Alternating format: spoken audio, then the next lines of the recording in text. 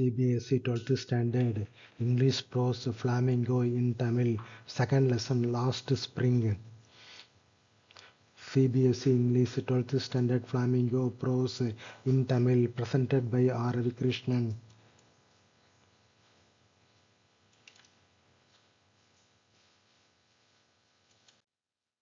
இழந்த வசந்தம் last spring.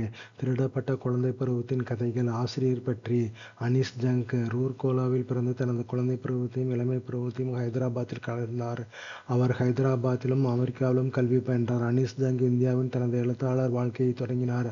அவர் இந்தியாவிலும் வெளிநாடுகளிலும் உள்ள முக்கிய செய்தித்தாள்களில் ஆசிரியராகவும் பத்திரிகையாளராகவும் பணியாற்றியுள்ளார். மேலும் பல புத்தகங்களை எழுதியுள்ளார். பின்வருவது தொலைந்த வசந்தம். திருடப்பட்ட குழந்தை பருவத்தின் கதைகள் என்ற தலைப்பில் அவர் எழுதிய புத்தகத்திலிருந்து எடுக்கப்பட்ட ஒரு பகுதியாகும். இதில் இந்த குழந்தைகளை சுரண்டல் நிறைந்த வாழ்க்கைக்கு தள்ளும் கொடுமை, வறுமையை, மரபுகளையும் அவர் பகுப்பாய்வு செய்கிறார்.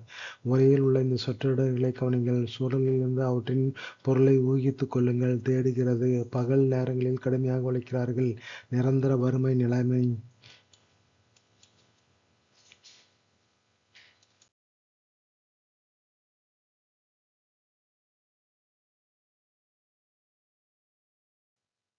இரண்ட குடிசைகள். அவர் தலைக்கு மேல் கூரை. குழந்தை மீது சுமையை திணித்தார்.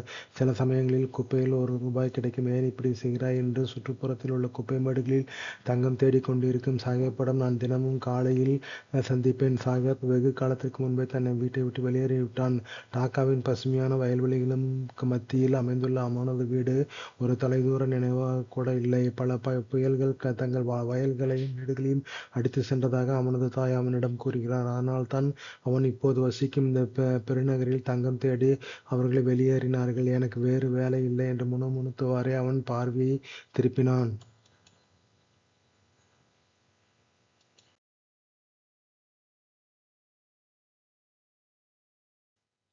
பள்ளிக்கு போ என்று நான் அலட்சியமாக சொல்கிறேன்.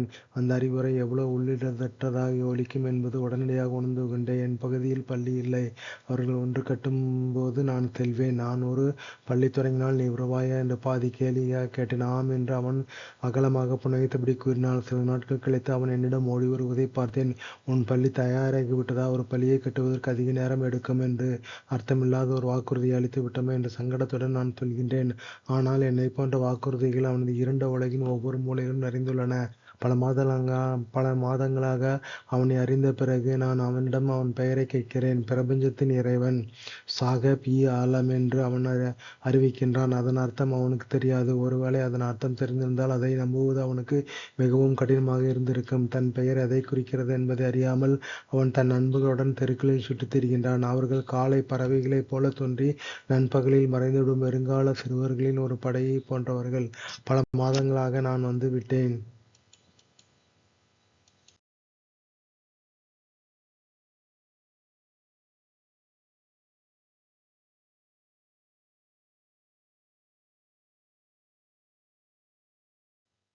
அவர்கள் ஒவ்வொருவரையும் அடையாளம் கண்டு கொள்கின்றேன். அவர்களில் ஒருவரிடம் ஏன் சிறு பணிவில்லை என்று கேட்கின்றேன். என் அம்மா அவற்றை அலமாரியிலிருந்து எடுக்கவில்லை என்று அவன் எளிமையாக பதிலளிக்கின்றான். அவள் அப்படி செய்தாலும் அவன் அவற்றை கழற்றி எறிந்து விடுவான் என்று பொருந்தாத காலணிகள் அணிந்திருந்த மற்றொருவன் கூறினான். நான் அதை பற்றி குறிப்பிட்டதும் அவன் தன் கால்களை அசைத்தபடி ஒன்றும் பேசாமல் நின்றான். எனக்கு காலணிகள் வேண்டும் என்கிறான். தன் வாழ்நாள் முழுவதும் ஒரு ஜோடி காலணிகளை கூட சொந்தமாக வைத்திருக்காத மூன்றாவது சிறுவன். நாடு முழுவதும் பயணம் செய்தபோது நகரங்களிலும் கிராம சாலைகளிலும் குழந்தைகள் வெறுங்காலுடன் நடப்பதை நான் பார்த்திருக்கின்றேன். இது பணப்பற்றாக்குறையால் அல்ல, மாறாக வெறுங்காலுடன் இருப்பது ஒரு பாரம்பரியம் என்பது ஒரு விளக்கமாக இருக்கிறது. இது ஒரு நிரந்தரமான வறுமை நிலைமையை நியாயப்படுத்த சொல்லப்படும் ஒரு சாக்கு போக்கு தானே என்று நான் வியக்கின்றேன்.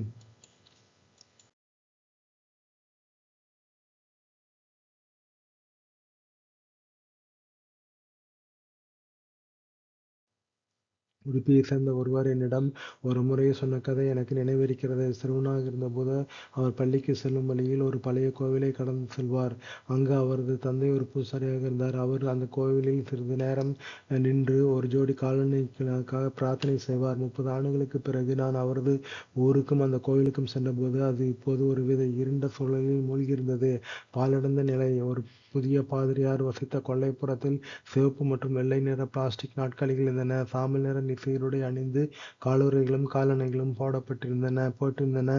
ஒரு சிறுவன் மூச்சிறைக்க அங்கு வந்து தனது பள்ளி பையை ஒரு மடிப்பு படுக்கையில் வீசினான். அந்த சிறுவனை பார்த்தபோது மற்றொரு சிறுவன் தனக்கு ஒரு ஜோடி காலணிகள் கிடைத்தபோது தேவியிடம் செய்த பிரார்த்தனை எனக்கு நினைவுக்கு வந்தது. நான் அவற்றை ஒருபோதும் இழக்காதிருக்க வேண்டும். தேவி அவனது பிரார்த்தனையை நிறைவேற்றியிருந்தாள். பாதிரியாரின் மகனைப் போன்ற சிறுவர்கள் இப்போது காலணிகள் அணிந்திருந்தனர். ஆனால் என் சுற்றுப்புறத்தில் உள்ள கந்தல் பொறுப்புள்ளவர்களைப் போன்ற பலர் காலணிகள் இல்லாமலேயே இருக்கின்றனர்.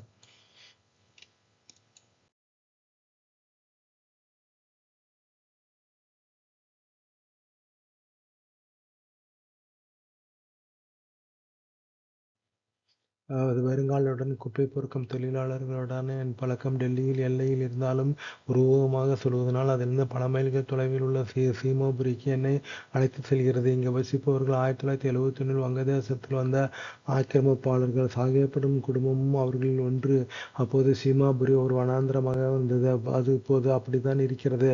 ஆனால் இப்போது அது வெறுமையாக இல்லை. கழிவுநீர் வடிகால் அல்லது குழாய் நீர் வசதி இல்லாத தகர மற்றும் தார்பாய் கூரைகளை கொண்ட மண் கட்டிடங்கள் 10,000 குப்பை பொறுக்குவோர்கள் வாழ்கின்றனர். 30 ஆண்டுகளுக்கு மேலாக அடையாள அட்டையோ அனுமதி இல்லாமல் ஆனால் வாக்காளர் பட்டியல் தங்கள் பெயரை பதிவு செய்து தானியங்கள் வாங்க உதவும் ரேஷன் அட்டைகள் அவர்கள் இங்கு வாழ்ந்து வருகின்றனர். உயிர் வாழ்வதற்கு அடையாளத்தை விட உணவுதான் முக்கியம்.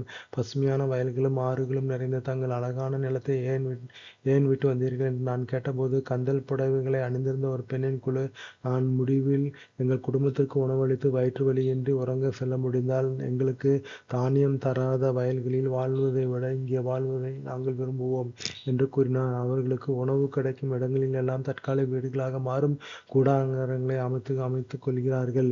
குழந்தைகள் அவற்றில் வளர்ந்து உயிர் பிழைப்பதில் பங்காளிகளாக ஆகிறார்கள். சீமாபுரியில் உயிர் பிழைப்பது என்பது கந்தல் பொறுக்குவதை குறிக்கிறது. பல ஆண்டுகளாக அது ஒரு நுண்கலையின் பரிணாமத்தை அடைந்துள்ளது. அவர்களுக்கு குப்பை என்பது தங்கம். அது அவர்களின் அன்றாட உணவு தலைக்கு மேல் ஒரு கூரை அல்லது ஒழுகும் கூரையாக இருந்தாலும் சரி. ஆனால் ஒரு குழந்தைக்கு அதைவிட மேலானது.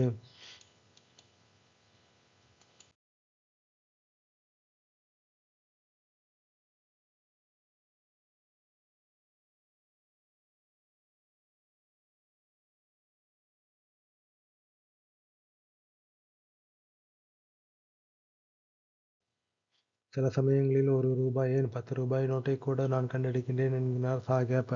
அவரது கண்கள் பிரகாசிக்க குப்பை குவியலில் ஒரு வெள்ளி நாணயம் கிடைக்கும்போது தேடுவது நிறுத்துவதில்லை. ஏனெனில் இன்னும் அதிகமாக கிடைக்கும் என்ற நம்பிக்கை இருக்கிறது. குழந்தைகளுக்கு குப்பை என்பது அவர்களின் பெற்றோருக்கு இருக்கும் அர்த்தத்தை விட வேறுபட்ட அர்த்தத்தை கொண்டிருப்பதாக தெரிகிறது.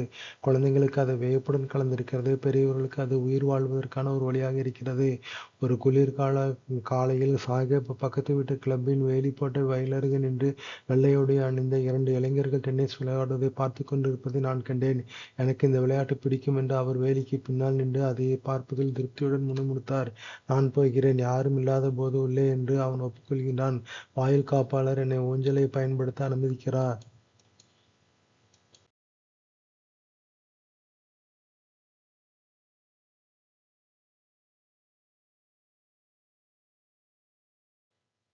சாகேப் தனது நிறமங்கிய சட்டை மற்றும் கால் சட்டைக்கு மேல் வித்தியாசம் தோற்றமளிக்கும் டென்னிஸ் காலணிகளை அணிந்திருக்கிறார். யாரோ ஒருவர் எனக்கு இதை கொடுத்தார் என்று அவர் விளக்கமளிப்பது போல் கூறுகிறார். அவை ஏதோ ஒரு பணக்கார பையன் கழற்றி போட்ட காலணிகள். ஒருவேளை அவற்றில் ஒன்றில் இருந்த ஓட்டையின் காரணமாக அவற்றை அணிய அவன் மறுத்திருக்கலாம். அது அவனை கவலைப்படுத்தவில்லை. வெறுங்காலில் நடந்த ஒருவனுக்கு ஓட்டை விழுந்த காலணி கூட ஒரு கனவு நனவானது போலத்தான். ஆனால் அவன் அவ்வளவு உன்னிப்பாக பார்த்துக் கொண்டிருக்கும் அந்த விளையாட்டு அவனுக்கு எட்டாத தூரத்தில் இருக்கிறது. இன்று காலை சாகேப் பால் கடைக்கு சென்று கொண்டிருக்கிறார். அவர் கையில் எஃகு கலன் இருக்கிறது.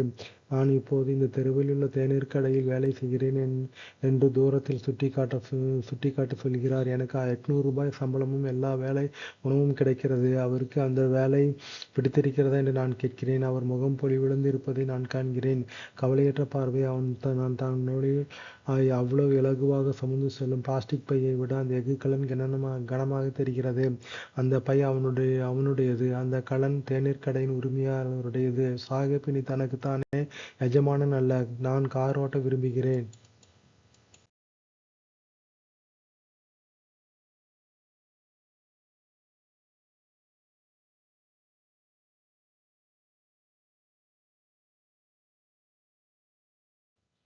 முகேஷ் தனக்குத்தானே எஜமானனாக இருக்க வேண்டும் என்பதில் உறுதியாக இருக்கிறான். நான் ஒரு மோட்டார் மெக்கானிக் ஆவேன் என்று அவன் அறிவிக்கின்றான். உங்களுக்கு கார்களைப் பற்றி ஏதாவது தெரியுமா என்று நான் கேட்கிறேன். படிக்கும்போதே யோசியுங்கள். சாகப் குப்பை மேடுகளில் என்னை தேடிக் கொண்டிருக்கிறார். அவர் எங்கே இருக்கிறார்? எங்கிருந்து வருகிறார்? குழந்தைகள் காலணி அணியாததற்கு ஆசிரியர் என்ன விளக்கங்களை அளிக்கிறார்? சாகேப் தேநீர் கடையில் வேலை செய்வதில் மகிழ்ச்சியாக இருக்கிறாரா? விளக்கம்: நான் ஒரு கார் ஓட்ட கற்றுக்கொள்கிறேன் என்று என் கண்களை நேராக பார்த்தபடி அவன் பதிலளிக்கின்றான். வளையலுக்கு புகழ்பெற்ற அவனது ஊரான ஃபிரோசாபாத்தை நிரப்பும் தெருக்களின் புழுதிக்கு மத்தியில் அவனது கனவு ஒரு கானல் நீரைப் போல தோன்றுகிறது. ஃபிரோசாபாத்தில் உள்ள ஒவ்வொரு இரண்டாவது குடும்பமும் வளையல்கள் செய்யும் தொழிலில் ஈடுபட்டுள்ளது. இது இந்தியாவின் கண்ணாடி ஊதும் தொழிலின் மையமாகும். இங்கு குடும்பங்கள்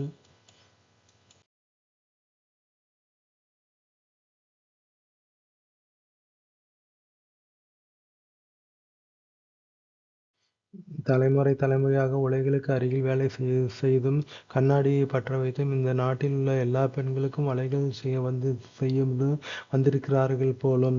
முகேஷின் குடும்பம் அவர்களில் ஒன்று.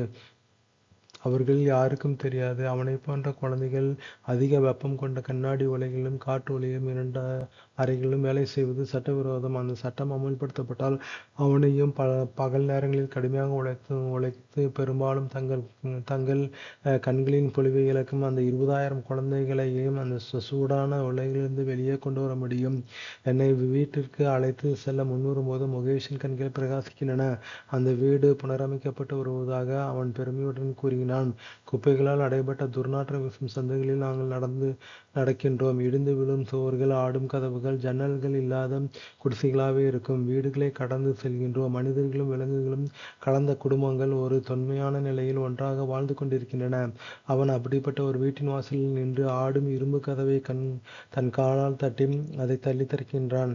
நாங்கள் பாதி கட்டப்பட்ட ஒரு குடிசைக்குள் நுழைகின்றோம். அதன் ஒரு பகுதியில் காய்ந்த புற்களால் வேயப்பட்ட கூரையுடன் ஒரு விறகு அடுப்பும் இருக்கிறது. அதன் மேல் ஒரு பெரிய பாத்திரத்தில் சலசலக்கும் கீரை இலைகள் இருக்கின்றன.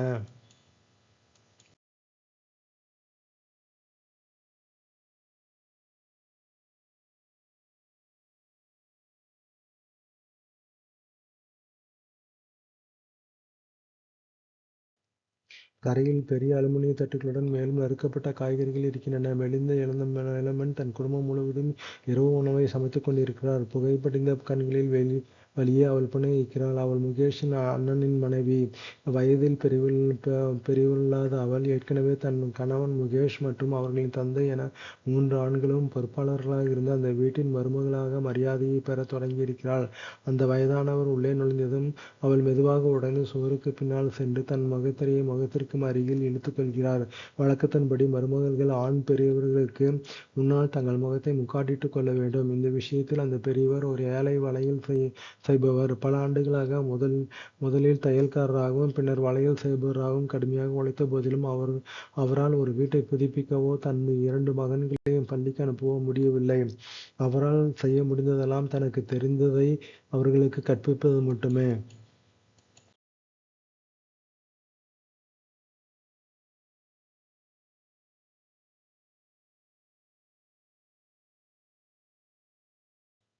வளையல்கள் செய்யும் கலையை அறிந்தவர். அது அவருடைய கர்மம், அவருடைய தலைவிதி என்கிறார் முகேஷின் பாட்டி. வளையல்களின் கண்ணாடியை பளபளக்கும் போதும் தூசியால் தன் கணவர் பார்வை இழந்ததை அவர் பார்த்திருக்கிறார். கடவுள் கொடுத்த ஒரு பரம்பரை எப்போதாவது உடைக்க முடியுமா என்று அவர் சூசகமாக குறிப்பிடுகிறார். வளையல் செய்பவர்கள் சாதியில் பிறந்தவர்கள். ஃபிரோசாபாத்தில் உள்ள தங்கள் வீட்டிலும் முற்றிலும் ஒவ்வொரு வீட்டிலும் ஒவ்வொரு முற்றத்திலும் ஒவ்வொரு தெருவிலும் வளையல்களைத் தவிர வேறு எதையும் பார்த்ததில்லை. சுழல்கள் வளையல்கள் பொன்னிற தங்கம், நெல் பச்சை, அடர் நீலம், இளஞ்சிவப்பு, ஊதா, வானவில்லின் 7 வண்ணங்களில் உருவான ஒவ்வொரு நிறமும் சீரற்ற முற்றங்களில் குவியல்களாக கிடைக்கின்றன. சேரி பகுதியின் குறுகிய தெருக்களில் இளைஞர்களால் தள்ளிக்கொண்டு செல்லப்படும் 4 சக்கர கைவண்டிகளில் அடுக்கப்பட்டுள்ளன. மேலும் அசைந்தாடும் எண்ணெய் விளக்குகளின் சுடர் வரிசைகளுக்கு அருகே உள்ள இருண்ட குடிசைகளில் சிறுவர் சிறுமியர் தங்கள் தந்தையர் மற்றும் தாய்மார்களுடன் அமர்ந்து வண்ண கண்ணாடி துண்டுகளை பற்ற வைத்து வளையல்கள் வட்டங்களை உருவாக்குகின்றனர். அவர்களின் கண்கள் வெளியில் உள்ள வெளிச்சத்தை விட இவர்களுக்கு அதிகம் பழகியிருக்கின்றன. அதனால்தான் அவர்கள் பெரும்பாலும் வயதுக்கு வருவதற்கு முன்பே தங்கள் பார்வையை இழந்து விடுகிறார்கள்.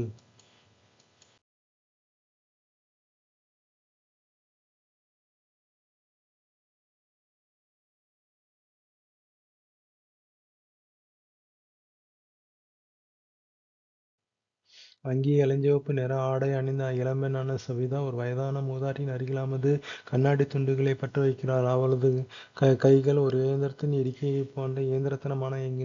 அவள் செய்ய உதவும் அந்த வளையல்களின் புனிதத்தை அவள் அறிவாளா என்று நான் வியக்கின்றேன். அது ஒரு இந்தியப் பெண்ணின் சுகாக், அதாவது திருமணத்தில் கிடைக்கும் மங்களத்தைக் குறிக்கிறது. ஒருநாள் அவளது தலையில் சிவப்பு நிற முக்காடு போர்த்தப்பட்டு அவள் கைகளில் மருதாணியிட்டு மணிக்கட்டுகளில் சிவப்பு வளையல்கள் சுற்றப்படும்போது அவளுக்கு அது திடீரெனப் புலப்படும். அப்போது அவள் ஒரு மணப்பெண்ணாக மாறுவாள். பல ஆண்டுகளுக்கு முன்பு மணப்பெண்ணாக மாறிய அவளுக்குப் பக்கத்தில் இருக்கும் அந்த மூதாட்டியைப் போல அவள் மணிக்கட்டில் இன்னும் வளையல்கள் இருக்கின்றன. ஆனால் அவள் கண்களில் ஒளி இல்லை. ஒரு நேரத்தில் ஒரு முழு வேளை உணவு கூட உண்ணவில்லை என்று மகிழ்ச்சி வற்றிய குரலில் அவள் சொல்கிறாள். தன் வாழ்நாள் முழுவதும் அவள் முழு வேளை உணவு கூட உண்டதில்லை. அதைத்தான் அவள் அறுவடை செய்திருக்கின்றாள். நீண்ட தாடியுடன் கூடிய அவளது வயதான கணவர், எனக்கு வளையல்களைத் தவிர வேறு எதுவும் தெரியாது என்கிறார். நான் செய்தது எல்லாம் குடும்பம் ஆள்வதற்கு ஒரு வீட்டைக் கட்டிக் கொடுத்ததுதான். அவர் சொல்வதைக் கேட்கும்போது பலர் தங்கள் வாழ்நாளில் சாதிக்கத் தவறுவதை அவர் சாதித்து விட்டாரா என்று வியக்கத் தோன்றுகிறது. அவருக்கு தலைக்கு மேல் ஒரு கூரை இருக்கிறது.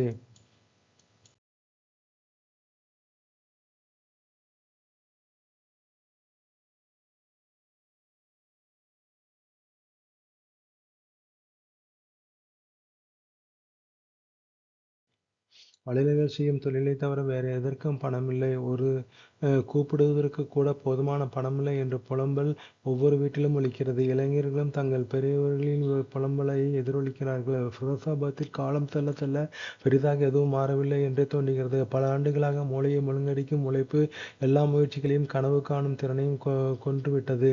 தங்கள் தந்தையையும் முன்னோர்களையும் சிக்க வைத்த இடைத்தரகர்களின் தீய சூழலில் சிக்கிய ஒரு இளைஞர் குழுவிடம் ஏன் நீங்கள் ஒரு கூட்டுறவு சங்கமாக ஒன்று திரளக்கூடாது என்று நான் கேட்கிறேன். நாம் ஒன்றும் திரண்டாலும் நாம் தான் சட்டவிரோதமான ஒன்றை செய்வதற்காக காவல்துறையினால் இழுத்துச் செல்லப்பட்டு அடித்து சிறைக்கு கொண்டு செல்லப்படுபவன் என்கிறார்கள். அவர்களுள் ஒரு தலைவன் இல்லை. விஷயங்களை வேறுவிதமாக பார்க்க அவர்களுக்கு உதவக்கூடியவர் எவரும் இல்லை. அவர்களுடைய தந்தைகளுக்கும் அவர்களுக்கும் போலவே சோர்வடைந்துள்ளனர். வறுமையிலிருந்து அக்கறையின்மையும் பின்னர் பேராசைக்கும் அநீதிக்கும் என சுழலும் ஒரு வட்டத்தில் அவர்கள் முடிவில்லாமல் பேசிக் கொண்டிருக்கிறார்கள்.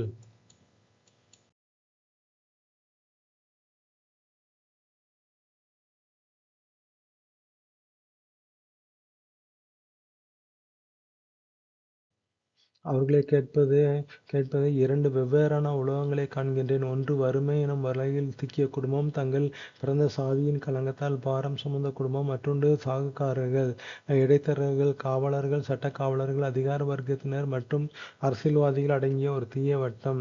அவர்கள் அனைவரும் சேர்ந்து அந்தக் குழந்தையால் கீழே வைக்க முடியாத ஒரு சுமையை அதன் மீது சுமத்தியுள்ளனர். அதன் உணர்வதற்கு முன்பே தன் தந்தையைப் போலவே இயல்பாக அதை ஏற்றுக்கொள்கின்றான். வேறு எதையும் செய்வது என்பது துணிந்து செயல்படுத்துவதற்கு சமம். துணிந்து செயல்படுத்துவது அவனது வளர்ப்பின் ஒரு பகுதியாக இல்லை. முகேஷிடம் அதன் ஒரு கீற்றை நான் உணரும்போது எனக்கு உற்சாகம் ஏற்படுகிறது. நான் ஒரு மோட்டார் மெக்கானிக்காக விரும்புகிறேன் என்று அவன் மீண்டும் கூறுகின்றான். அவன் ஒரு கேரேஜுக்கு சென்று கற்றுக்கொள்வான். ஆனால் அந்த கேரேஜ் அவன் வீட்டிலிருந்து வெகு தொலைவில் உள்ளது. நான் நடந்து செல்வேன் என்று அவன் வலியுறுத்துகிறான். நீங்களும் விமானம் ஓட்ட வேண்டும் என்று கனவு காண்கிறீர்களா? அவன் திடீரென்று மௌனமாகின்றான். இல்லை என்று தரையைப் பார்த்தபடி கூறுகின்றான். அவனது மெல்லிய முணுமுணுப்பில் இன்னும் வருத்தமாக மாறாத ஒரு தர்ம சங்கடமாக இருந்தது. தன் ஊரின் தெருக்களில் அதிவேகமாக செல்லும் கார்களைப் பற்றி கனவு காண்பதிலேயே அவன் திருப்தி அடைகின்றான். சில விமானங்கள் ஃபிரோசாபாத் மீது பறந்து செல்லுங்கள்.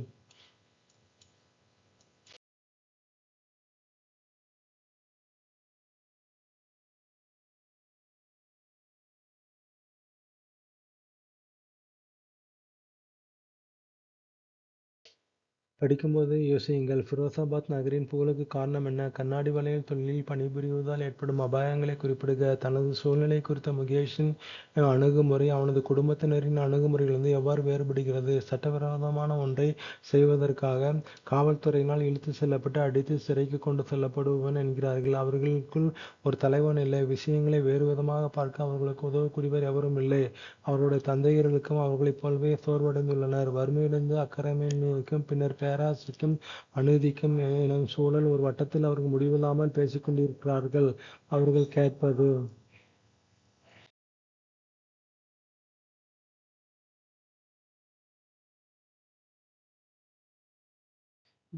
இரண்டு வெவ்வேறான உலகங்களைக் காண்கின்றேன். ஒன்று வறுமை என்னும் வலையில் சிக்கிய குடும்பம்.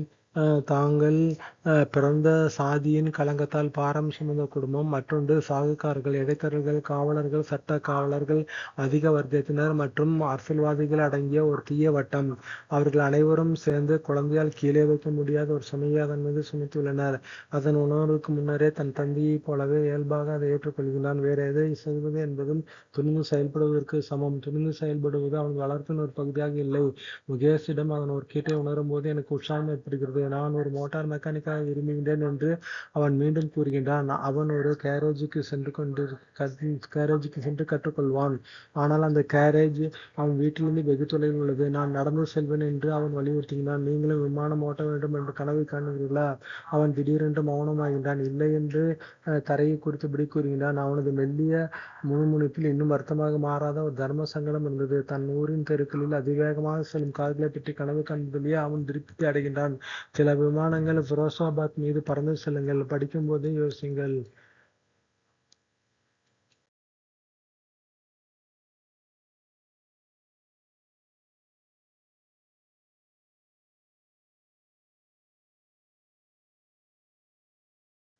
ஃபிரோசாபாத் நகரின் புகழுக்கு காரணம் என்ன? கண்ணாடி வளையல் தொழிலில் பணிபுரிவதால் ஏற்படும் அபாயங்களை குறிப்பிடுக. தனது சூழ்நிலை குறித்த முகேஷின் அணுகுமுறை அவனது குடும்பத்தினரின் அணுகுமுறையிலிருந்து எவ்வாறு வேறுபடுகிறது? உரையை புரிந்து கொள்வது.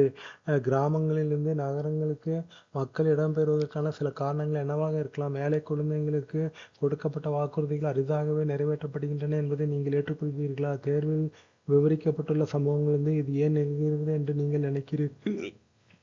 ஃபிரோசாபாத்தின் வளையல் தொழிலில் உள்ள தொழிலாளர்களை வலிமையில் வைத்திருக்கும் என்ன சக்திகள் ஒன்று சேர்க்கின்றன? உரையை பற்றி பேசுகிறது. உங்கள் கருத்துப்படி முகேஷ் தனது கனவை எப்படி நனவாக்க முடியும்? கண்ணாடி வளையல் தொழிலில் பணிபுரிவதால் ஏற்படும் அபாயங்களை குறிப்பிடுக. குழந்தையை தொழிலாளர் முறையை ஏன் ஒழிக்க வேண்டும்? எப்படி? மொழியை பற்றி சிந்திக்கிறேன். இந்த உரை உண்மை நிகழ்வுகளையும் துயரமான சூழல்களையும் பற்றி பேசினாலும் கிட்டத்தட்ட கவித்துவமான உரைநடை மூலம் அந்த சூழல்களை ஒரு இலக்கிய அனுபவமாக உருமாற்றுகிறது. அது அவ்வாறு செய்கிறது. இதோ சில உத்திகள்.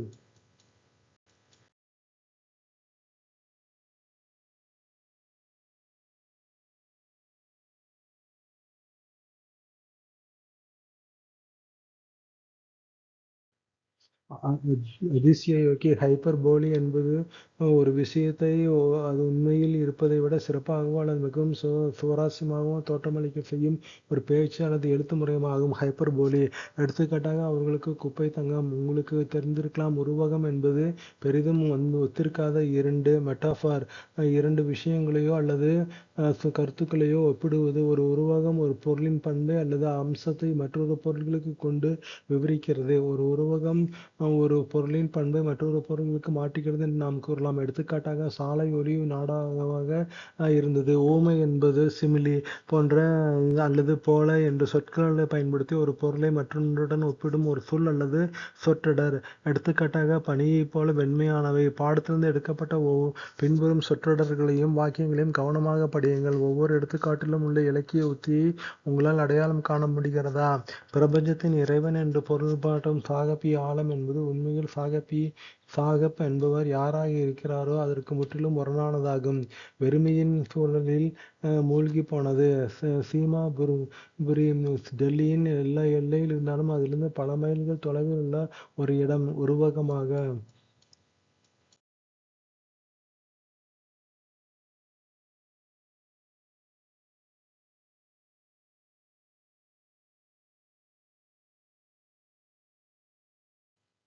பிழைப்புக்கான வழி. குழந்தைகளுக்கு அது வியப்பில் பொதிந்துள்ளது.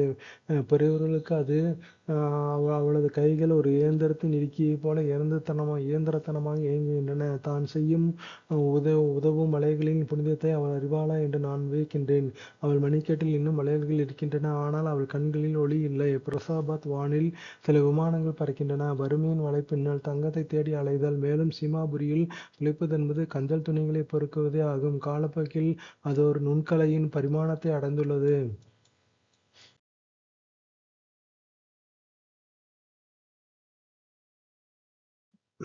அவன் தன் தோள்களில் மிகவும் இலகுவாக சுமந்து செல்லும் பிளாஸ்டிக் பையை விட அந்த எஃகு கனமாக தெரிகிறது. செய்ய வேண்டியவை: பிரசாபாத்தின் கண்ணாடி வளையல்களின் அழகு அவற்றை உற்பத்தி செய்யும் மக்களின் துயரத்திற்கு முற்றிலும் முரணாக உள்ளது. இந்த முரண்பாடு வேறு சில சூழ்நிலைகளிலும் காணப்படுகிறது. எடுத்துக்காட்டாக, தங்கம் மற்றும் வைர சுரங்கங்களில் அல்லது தரைவிரிப்பு நெசவு தொழிற்சாலைகளில் பணிபுரிபவர்கள் மற்றும் அவர்களின் உழைப்பின் விளைபொருட்கள், கட்டுமான தொழிலாளர்களின் வாழ்க்கை மற்றும் அவர்கள் கட்டும் கட்டிடங்கள்.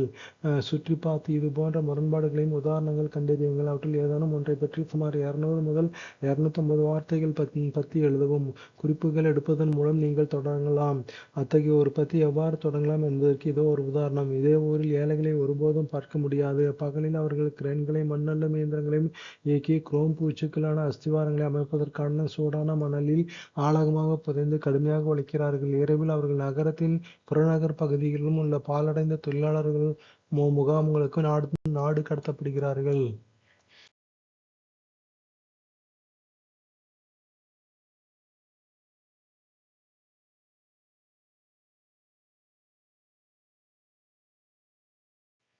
அழகு பற்றி சிறுவயதிலே கட்டாய உழைப்பில் ஈடுபடுத்தப்பட்டு பள்ளி கல்வி வாய்ப்பு மறுக்கப்பட்ட தெரு குழந்தைகளின் அவல நிலை.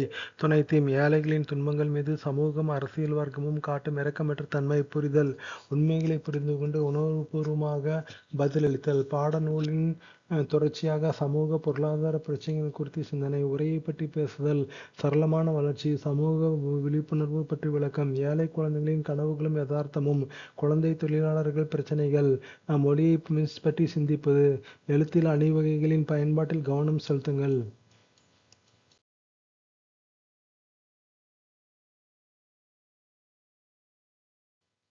செய்ய வேண்டியவை: நாம் வாழும் சமூகத்தில் உள்ள முரண்பாடுகளை கவனித்தல், எழுதுதல், குறிப்பு தயாரித்தல் மற்றும் அறிக்கை செய்தல். 2013 முதல் 2015 வரையான 20 மாதங்களுக்கு மேலாக டெல்லியில் 100க்கும் மேற்பட்ட குப்பை சேகரிப்பாளர்கள் மற்றும் பழைய பொருட்களை வாங்குபவர்கள் நேர்காணல் செய்யப்பட்டனர். அவர்கள் குடும்பங்கள் மூங்கில் மற்றும் பிளாஸ்டிக் தாள்களால் கட்டப்பட்ட வீடுகளில் வறுமையில் வாழ்ந்தன. இந்த தற்காலிக கட்டமைப்புகளை அவர்களது தங்குமிடங்களாகவும் பழைய பொருட்களை சுமார் 10 வெவ்வேறு வகைகளாக பிரிக்கும் இடமாகவும் இருந்தன. குப்பைகள் சாக்குகளில் பிரிக்கப்பட்டன. அதன் எடையின் அடிப்படையில் வாங்குபவர்களுக்கு அது தங்கமாகிறது. வருந்தத்தக்க விஷயம் என்னவென்றால், பழைய பொருட்களை வாங்கிய பிறகு சேகரிப்பாளர்கள் வழக்கமாக முழு தொகையும் வழங்கப்படுவதில்லை. மாறாக, அன்றாட செலவுகளுக்கு சிறிய தொகைகள் வழங்கப்பட்டு மீதமுள்ள தொகை வைப்புத் தொகையாக பதிவு செய்யப்படுகிறது.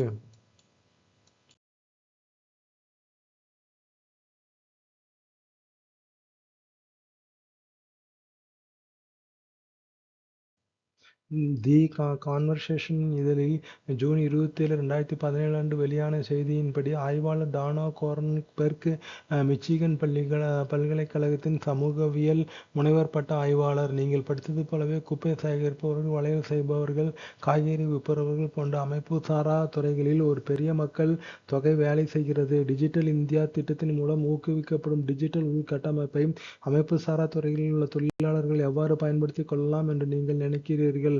அமைப்பு சாரா துறையில் பணிபுரியும் சிலரை நேர்காணல் செய்து அவர்களது கருத்துக்களை சேகரித்து ஒரு அறிக்கையை தயாரிக்கவும். Thank you. To be continued. Thank you very much.